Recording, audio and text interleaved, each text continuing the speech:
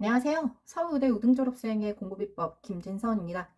자, 오늘은 상위 0.1%의 공부 비밀에 대해서 다뤄보도록 할게요. 여러분들이 갖고 있는 혹시 편견이 있는지 한번 살펴보겠습니다. 우리가 흔히 공부를 열심히 하는 아이들은 무엇 때문에 열심히 한다고 생각하시죠? 한 세 가지 정도의 가설이 있어요. 자, 짜잔. 첫 번째는 부모의 칭찬. 공부를 잘하는 아이들은 칭찬은 고래도 춤추게 한다고 하죠. 부모의 칭찬이 중요하다. 칭찬과 격려가 아이들의 학습 의욕을 올린다. 이런 얘기가 있어요. 두 번째는 공부를 열심히 하는 아이들은 뚜렷한 목표나 꿈이 있다. 뭐 이를테면 뭐 의사, 변호사 이런 것을 꿈꾸는 아이들은 어렸을 때부터 마음을 먹은 아이들은 공부를 열심히 하게 된다. 그래서 우리 아이도 빨리 꿈을 가져야 될 텐데 이런 생각들을 하실 수 있겠고요. 세 번째, 공부를 잘하는 아이들은 공부에 대한 흥미가 있다. 공부를 재미있어 한다. 이런 얘기들 많이 있어요. 많이 하세요. 하나씩 살펴보도록 하겠습니다. 먼저 부모의 칭찬. 당연히 도움이 되죠. 내가 만약 100점 맞았는데 엄마가 그냥 시큰둥하게 시험지 그냥 갖다 놔 사인해줄게 이런 거보다 와 우리 딸 최고 천재 100점이라니 야 오늘 맛있는 거 먹으러 가자 라고 얘기하는 게 훨씬 더 공부하는데 의욕이 생길 겁니다. 여기서 중요한 거는 많은 또 교육 전문가분들이나 뭐 강의하시는 분들이 강조하는 것 중에 하나가 부모의 칭찬 그냥 우리 딸 100점 최고 이게 아니라 노력을 강조해야 된다. 우리 딸이 열심히 노력하더니 이번 중간고사에서 100점 맞았구나 이런 식으로 노력을 강조하라는 칭찬을 해야 한다. 오히려 그러지 않고 야 너 진짜 최고다 그냥 이렇게 결과만 얘기하는 칭찬은 독이 된다까지 얘기하시는 분들이 계세요. 뭐 그럴 수도 있겠지만 제 생각은 좀 다릅니다. 사실 아이들은 부모가 뭐라고 칭찬했는지 별로 신경 쓰지도 않습니다. 그러니까 우리 딸 100점 하든 열심히 노력하더니 뭘 어떻게 했구나 라고 성의 있게 칭찬하든 부모가 칭찬을 했냐 안 했느냐가 중요하지 잘 듣지도 않아요. 여러분들 학창시절 한번 생각해 보세요. 부모님들 어떻게 칭찬했는지 거기 얼마나 영향을 받았는지 말이죠. 100점 맞으면 제일 좋은 사람 누구예요? 아이예요, 아이. 그것만으로도 이미 충분히 보상이 된 겁니다. 그래서 머리에 쥐가 나도록 넌 머리가 좋구나. 이런 얘기 하면, 나 어떡해. 오늘 잘못했어. 이렇게 막 죄책감 갖고 그러지 마시고요.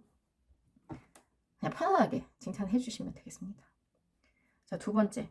뚜렷한 목표와 꿈. 이게 만약 있는 아이들은 도움이 돼요. 나 의사가 될 거야. 초등학생 때부터 이런 꿈을 갖고 있는 친구들이 실제로 있더라고요. 제가 아는 친구도 고등학교 때 저는 사실 꿈이 맨날 바뀌었는데 이 친구는 고등학교 때부터 나는 의사가 될 거야 하더니 실제로 의사가 됐어요. 정말 열심히 공부를 하고. 근데 사실은 이 뚜렷한 목표와 꿈은 부수적인 겁니다. 이게 없다고 해서 공부를 못 하진 않아요. 많은 부모님들이 우리 아이는 하고 싶어 하는 게 없어요. 어떻게 하면 좋죠? 이래가지고는 공부고 뭐고 의욕도 안 생기는 것 같고 걱정이다라고 하시는데 저도 어렸을 때 딱히 하고 싶은 게 없었어요. 뭐 건축가 이런 거 잠시 생각해 본 적이 있어요. 근데 이것도 별다른 이유는 아니고 저기 아마 김동률 씨가 건축학과에 다니고 있었나? 그래가지고 그냥 멋있어 보여가지고 했던 거예요. 이 말씀을 왜 드리는 거냐면 사실 대부분의 아이들은 뚜렷한 목표나 꿈이 없습니다. 그리고 있다가도 사라지고 또 어느 날 갑자기 나타나고 언제든지 변할 수 있는 게 꿈과 목표예요. 아마 지금도 저기 자기계발서 시장에서는 매일같이 목표와 꿈에 대해서 이제 이런 걸 가지라고 강조하는 책들이 나올 거예요. 그 이유는 뭐예요? 대부분의 사람들이 없는 게 목표와 꿈이기 때문입니다. 우리 아이도 마찬가지. 그런데 대부분의 사람들은 사실 성실하게 삽니다. 목표와 꿈이 없어도. 이게 중요한 거예요. 그리고 한편으로는 아이가 뚜렷한 목표와 꿈 때문에 움직이면 오히려 위험하기도 해요. 무슨 얘기냐면 만약 아이가 여러분이 생각했을 때 공부에 좀 집중했으면 좋겠다. 학생이니까. 이렇게 생각을 하고 있었어요. 그래서 뭐 아이도 꿈이 뭐 변호사였다고 칩시다. 그래서 열심히 했어요. 근데 이 아이가 어느 날 갑자기 가수가 되고 싶은 거예요. 엄마, 근데 가수가 되려면 얼마나 힘들어요? 연습 많이 해야 되죠. 엄마, 나는 가수가 되고 싶어. 그러니까 오늘부터 노래에 집중할래. 춤 연습에 집중할래. 공부는 좀 덜 할래. 이렇게 얘기하시면 어떡하겠어요? 방법이 없는 거죠. 그런 면에서 오히려 뚜렷한 목표와 꿈이 있는 곳은 위험할 수 있습니다. 흐릿한 목표와 꿈이 있는 게 나을 수도 있어요. 딱히 목표 없이도 그냥 학생이니까 공부를 한다. 이런 마음을 갖는 게 중요해요. 이제 마지막으로 세 번째, 공부에 대한 흥미. 공부를 잘하는 아이들은 공부를 재미있어 한다. 이 소문에 대해서 살펴보도록 하겠습니다. 저는 이 세 개 중에 가장 재미있는 편견이라고 생각해요. 세상에 공부를 재밌어 하는 사람이 어디 있겠어요? 공부는 정말 의지를 끌어모아야 할 수 있는 것입니다. 저는 공부가 가장 쉬웠어요 라는 책이 있었잖아요. 가장 쉬웠어요. 이 책 제목을 두고 책상 앞에서 얼마나 욕을 했는지 몰라요. 공부만큼 재미가 없고 어렵고 하기 싫은 게 없어요. 가장 쉽긴 뭘 쉬워요. 지금도 하기 싫어.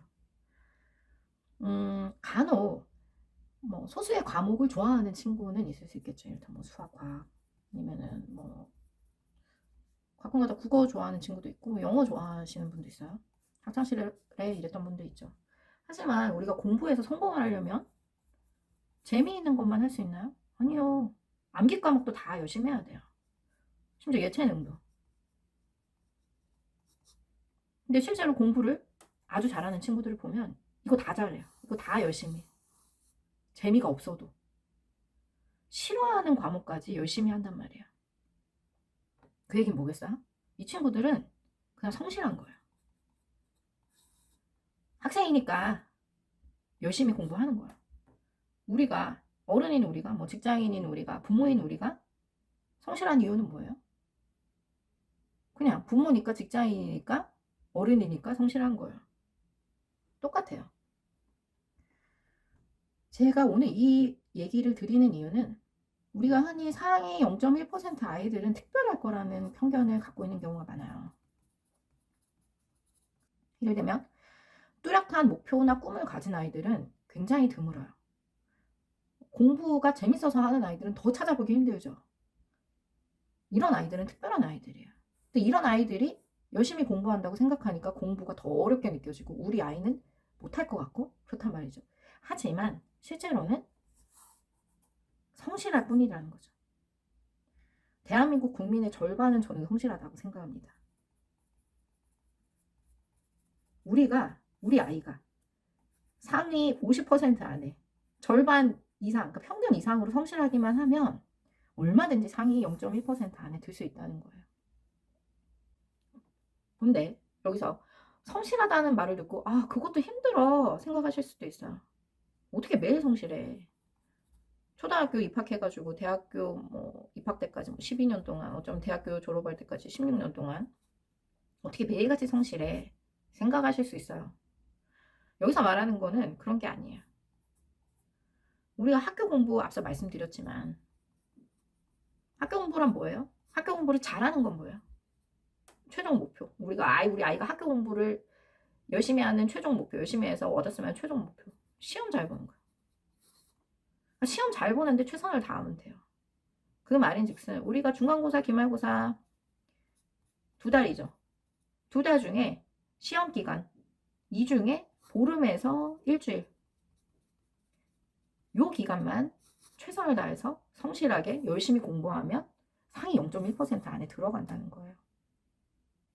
그럼 생각보다 공부가 좀 더 가볍게 느껴지시지 않나요? 물론 여기서 이런 생각이 들 수도 있어요.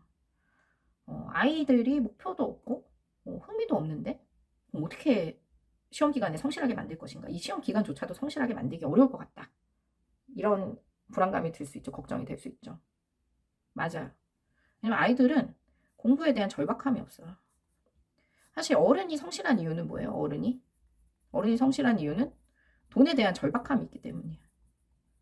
근데 우리 아이들은 이 절박함이 없죠. 공부 잘해서 뭐함? 이제 거의 이 수준이죠. 이때는 어떻게 하면 좋을까요? 이 아이들을 움직이게 하는 데는 작은 성취감을 맛보게 해주면 도움이 됩니다. 작은 성취, 작은 성공. 우리가 뭔가를 성취하면, 성공하면 도파민이 분비가 되거든요. 도파민은 우리가 뭐 돈 많이 벌고 뭐 이럴 때 기쁠 때 이제 나오는 거예요. 성공했을 때. 이 도파민은 사람을 계속 움직이게 해요. 열정을 솟구치게 하고. 그래서 공부에서 작은 성취를 하고 아 내가 공부를 잘할 수 있구나. 내가 열심히 했더니 성공하는구나. 이런 경험을 만들어주면 어린 시절에 공부를 열심히 하게 되는 거예요. 그렇게 하려면 자 우리가 뭘 성취하거나 성공하려면 어떻게 해야 돼요?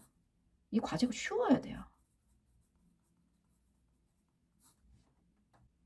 그런 면에서 우리가 어린아이들 조기교육, 선행학습 이런 것들 시키잖아요.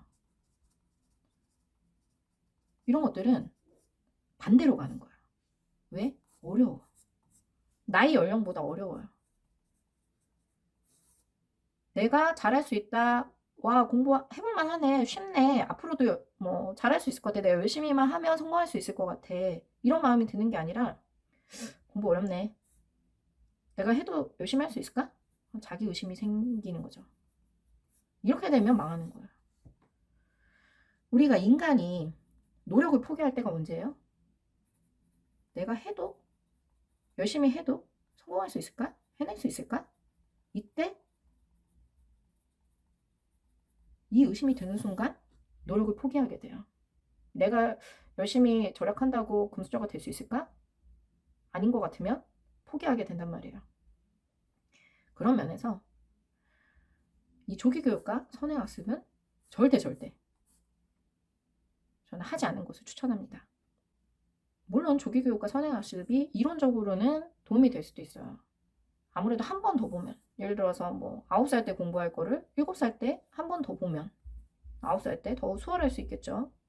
뭐 아니면 초등학교 때 중학교 과정을 선행학습하면 중학교 가서 좀 더 수월할 수 있겠죠. 하지만 그것은 현행학습 때도 충분히 극복이 가능해요. 그냥 현행학습 때 다른 아이들보다 한 번 더 그냥 복습하면 되잖아요. 시험 기간에. 다른 아이들 2번 볼 때 3번 보면 되잖아요. 그거로 해결이 된단 말이에요. 하지만 공부가 어렵다는 이 느낌, 어렸을 때 싹튼 이 자기의심 이런 것들은 결국 공부를 쉽게 포기하게 만들어요. 근데 공부는 포기하면 끝이에요. 그죠? 그래서 아이 공부는 특히 어린아이들 공부는 쉽게 시작해서 작은 성취, 작은 성공을 그 경험을 많이 하게 만들어라. 이것이 오늘의 결론이 되겠습니다. 어린 시절 작은 성취와 성공을 경험하게 해서 아이의 학습 의욕을 올리는 것, 그래서 성실하게 공부하게 만드는 것, 이것이 바로 상위 0.1%의 공부 비밀이다 라고 할 수 있겠습니다. 오늘은 여기까지. 다음 시간에 다시 만나요.